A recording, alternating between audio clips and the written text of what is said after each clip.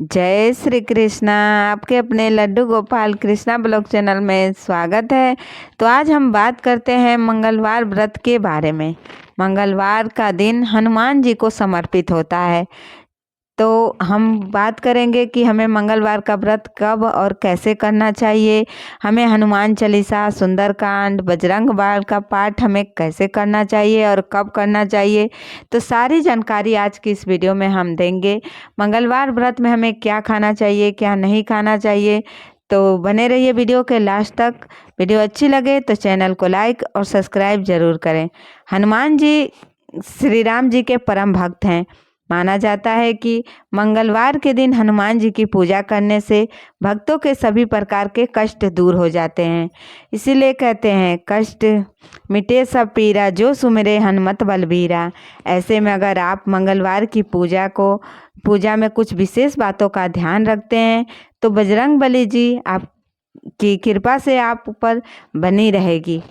अगर आप मंगलवार का व्रत रखना चाहते हैं तो किसी भी महीने के शुक्ल पक्ष से शुरू कर सकते हैं। हिंदू धर्म में प्रत्येक दिन किसी न किसी देवी देवताओं को समर्पित माना जाता है। ठीक इसी प्रकार मंगलवार का दिन हनुमान जी की आराधना के लिए समर्पित है। माना जाता है कि मंगलवार के दिन बजरंग बली जी की पूजा करने से वह जल्दी प्रसन्न हो जाते हैं, सोए हुए भाग को जगा देते हैं। क्योंकि हनुमान जी ऐसे में यदि आप मंगलवार के दिन व्रत करते हैं तो यह वीडियो जरूर देखिएगा। पूजा विधि मंगलवार से जुड़ी कुछ जरूरी नियम भी है। हनुमान जी की पूजा विधि: मंगलवार के दिन सबसे पहले स्नान से निवृत्त हो जाएं। इसके बाद हनुमान जी का ध्यान करते हुए व्रत का संकल्प लें। तो संकल्प कैसे लेना है? हाथ में आपको जल और अक्षत पुष्प लेकर, लाल पुष्प हो लेकर भगवान के सामने कहना है कि हे भगवान, अगर आप किसी मन्नत से कर रहे हैं हनुमान जी का व्रत, तो हे भगवान, मैं इस मन्नत से इस व्रत को कर रहा हूँ या कर रही हूँ, आप उसको पूरा करें। उसके बाद आप अपना नाम, गोत्र, जहाँ पे हैं वहाँ का स्थान, अपने पिता का नाम, पति का नाम जो है वो बताकर उस अक्षत, उस फूल को वहाँ छोड़ दें हनुमान जी के सामने। तो सबसे पहले तो आपको हनुमान जी के सामने कैसे पूजा करनी है? एक चौकी लेनी है। चौकी पे एक लाल वस्त्र बिछा लेना है। हनुमान जी की मूर्ति हो या प्रतिमा हो, जो भी हो, स्थापित कर लें। हनुमान जी को लाल पुष्प अर्पित किए जाते हैं। तो साथ ही इस दिन लाल या नारंगी रंग के वस्त्र धारण करें। इसके बाद घर के ईशान कोण में एक चौकी रखें, उस पर बजरंग बली की मूर्ति या तस्वीर स्थापित करें। पूजा के दौरान हनुमान जी को लाल चोला भी चढ़ाएं। चोला नहीं चढ़ा सकते तो कलावा भी, लाल कलर का कलावा भी चढ़ा सकते हैं, लेकिन चोला चढ़ाना चाहिए। इसके साथ ही बजरंग बली जी को लाल रंग के फूल, नारियल, गुड़, चना, पान का वीड़ा आदि भी अर्पित करें। भोग के रूप में आप उन्हें बूंदी का या बेसन का लड्डू भी अर्पित कर सकते हैं। ध्यान रहे कि हनुमान जी की पूजा के साथ श्री राम जी की और सीता जी का भी स्मरण भी जरूर करना चाहिए। जब तक आप राम जी का स्मरण नहीं करेंगे, हनुमान जी अपना पूजा स्वीकार नहीं करते हैं। तो क्योंकि इसके बिना हनुमान जी की पूजा अधूरी मानी जाती है। साथ ही व्रत वाले दिन हनुमान चालीसा या सुंदरकांड का पाठ भी जरूर करना चाहिए। तो बहुत सारे लोगों के मन में ये सवाल होता है कि हम हनुमान चालीसा तो पढ़ते हैं, सुंदरकांड भी पढ़ते हैं, व्रत भी रखते हैं, तो हमारा पूरा क्यों नहीं होता है? तो देखिए, सबसे पहली और ज़रूरी बात, बिना संकल्प लिए अगर आप कोई भी व्रत या कोई पाठ करते हैं तो उस व्रत और पाठ का कोई फर्क नहीं पड़ता भगवान के ऊपर। क्योंकि जब तक आप संकल्प नहीं लेंगे तो बिना संकल्प के आप पूजा पाठ करते हैं तो इंद्र देव ले लेते हैं, तो आपको कहाँ से मिलेगा? हनुमान जी को मिलता ही नहीं है, तो इसलिए उसका फल आपको नहीं मिलता है। तो कोई भी पूजा हो, कोई भी व्रत हो, हनुमान जी का ही नहीं, कोई भी, अगर आप किसी भी भगवान का पाठ करते हैं या पूजा करते हैं तो सबसे पहले आपको संकल्प लेना सबसे ज़रूरी होता है। जब तक आप संकल्प नहीं लेंगे तब तक आपको उसका पूजा का फल नहीं मिलेगा, क्योंकि वो इंद्रदेव ले लेते हैं।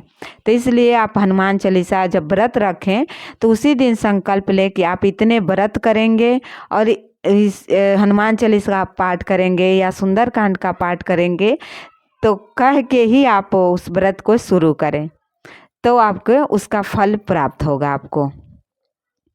तो देखिए, सुंदरकांड का भी पाठ जरूर करना चाहिए। अंत में हनुमान जी की आरती करें। शाम के समय पुनः हनुमान जी का ध्यान करते हुए व्रत का पारण करें। एक बात का ध्यान जरूर रखें, मंगलवार व्रत में एक टाइम ही भोजन करना चाहिए। व्रत से जुड़ी कुछ जरूरी नियम भी हैं। यदि आप मंगलवार के दिन व्रत करते हैं तो ध्यान रखें कि इस व्रत में नमक का सेवन भूलकर भी नहीं करना चाहिए। शनिवार को भी आप हनुमान जी के हनुमान चालीसा का पाठ कर सकते हैं, सुंदरकांड का पाठ कर सकते हैं। शनिवार के दिन भी हनुमान जी का ही दिन माना जाता है, तो आप मंगलवार को व्रत करते हैं तो आप शनिवार को भी पाठ कर सकते हैं। ऐसा करने से आपका व्रत खंडित हो जाएगा, नहीं होगा। इसके साथ ही 21 या 45 मंगलवार तक व्रत रखना शुभ माना जाता है। कुछ भक्त इसे आजीवन भी करते हैं।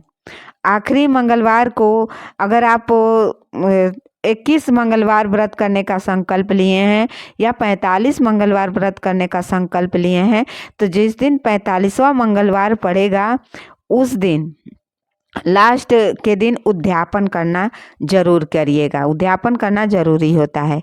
और आपको व्रत कब से शुरू करना है, तो देखिए, पौष माह छोड़ के किसी भी महीने के शुक्ल पक्ष के से पहले मंगलवार से ही आपको व्रत शुरू करना चाहिए। यही शुभ माना जाता है। कभी भी कार्तिक का पक्ष जो चलता है ना, उस पक्ष से हमें व्रत शुरू नहीं करने चाहिए।